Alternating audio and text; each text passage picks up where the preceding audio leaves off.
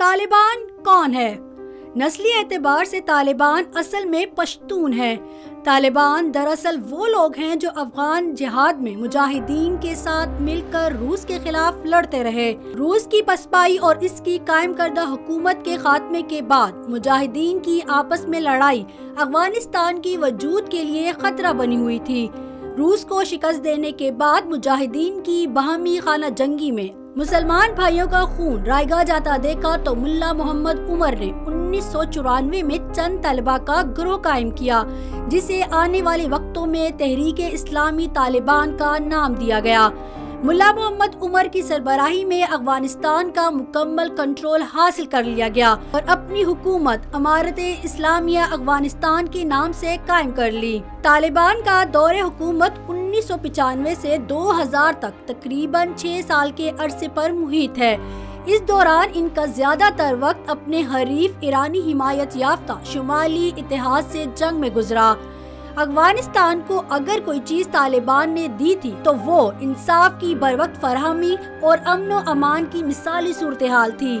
ملا محمد عمر کے زیر کنٹرول علاقوں میں شاہراہوں کو محفوظ بنا دیا گیا تھا، جبکہ پوست کی کاشت پر پابندی عائد کر دی گئی تھی۔ اس کے علاوہ تمام غیر قانونی ٹیکسز ختم کر دیے گئے تھے۔ طالبان کو صرف 3 ممالک پاکستان، متحدہ عرب امارات اور سعودی عرب نے تسلیم کیا تھا، لہٰذا ان کی خارجہ پالیسی کی کوئی خاص سمت متعین ہی نہیں تھی۔ افغانستان کے شیعہ اکثریتی علاقوں میں ایرانی مداخلت کے باعث ایران سے طالبان کے تعلقات کبھی خوشگوار نہ رہے۔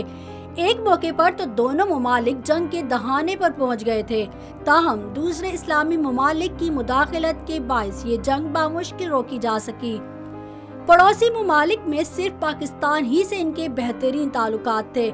اسامہ بن لادن نے جب سرزمین عرب پر امریکی افواج کی موجودگی کے خلاف آواز بلند کی تو طالبان کے سعودی عرب سے بھی اختلافات پیدا ہو چکے تھے۔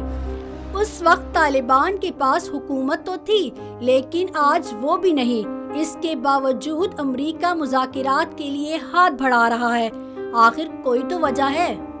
طالبان کا سب سے مؤثر طریقہ جنگ گوریلا جنگ ہے، جو صدیوں سے افغانستان میں بیرونی مداخلت کاروں کے خلاف کامیابی سے استعمال کیا جاتا رہا ہے۔ ماضی میں برطانیہ، روس اور آج کل امریکہ کو اسی مزاحمت کا سامنا ہے۔ افغانستان کے بارے میں کہا جاتا ہے کہ بیرونی مداخلت کاروں کے خلاف مزاحمت میں صرف افغان قوم ہی نہیں بلکہ اس ملک کا جغرافیہ بھی شامل ہو جاتا ہے۔ افغانستان کا بیشتر حصہ سخت گزار پہاڑی سلسلوں پر محیط ہے، جہاں جدید ترین اسلحہ سے لیس تربیت یافتہ افواج بھی بے بس نظر آتی ہے۔ خودکش حملوں کو طالبان کا سب سے مؤثر ہتھیار مانا جاتا ہے۔ ان کو اس وقت افغانستان میں موجود اتحادی افواج کے خلاف استعمال کیا جا رہا ہے۔ اس کے علاوہ سڑک کے کناروں پر نصب بارودی سرنگیں اور ریموٹ کنٹرول بم بھی طالبان کی جنگی حکمت عملی کا حصہ ہے۔ بنیادی طور پر طالبان گوریلا جنگجو ہونے کی وجہ سے چھوٹے ہتھیاروں پر زیادہ انحصار کرتے ہیں۔ دور حکومت کا خاتمہ ستمبر 2001 میں طالبان کی جانب سے امریکہ کے شہر نیو یارک میں واقع ورلڈ ٹریڈ سینٹر، امریکی محکمہ دفاع کے صدر دفتر المعروف پینٹاگون پر حملے کیے گئے۔ اس حملے میں 3000 امریکی اور غیر ملکی باشندے مارے گئے اور 6000 سے زائد افراد زخمی بھی ہوئے تھے، جبکہ 10 ارب ڈالر کا مالی نقصان بھی ہوا تھا۔ ورلڈ ٹریڈ سینٹر پر حملے کے فوراً بعد دنیا بھر میں تشویش کی لہر دوڑ گئی اور مسلمانوں کے خلاف نفرت کی ایک لہر نے جنم لیا تھا۔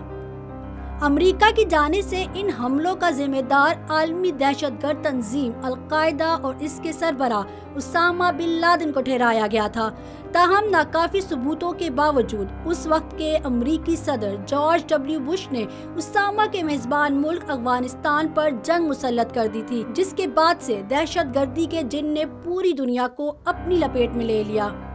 امریکہ اسامہ بن لادن کو اپنا اولین دشمن قرار دیتا تھا اور اس کی تلاش میں افغانستان میں بے شمار کارروائیاں کی گئیں اور بالآخر مئی 2011 میں امریکہ نے اسامہ بن لادن کو ایبٹ آباد میں ایک آپریشن کے دوران ہلاک کر دیا۔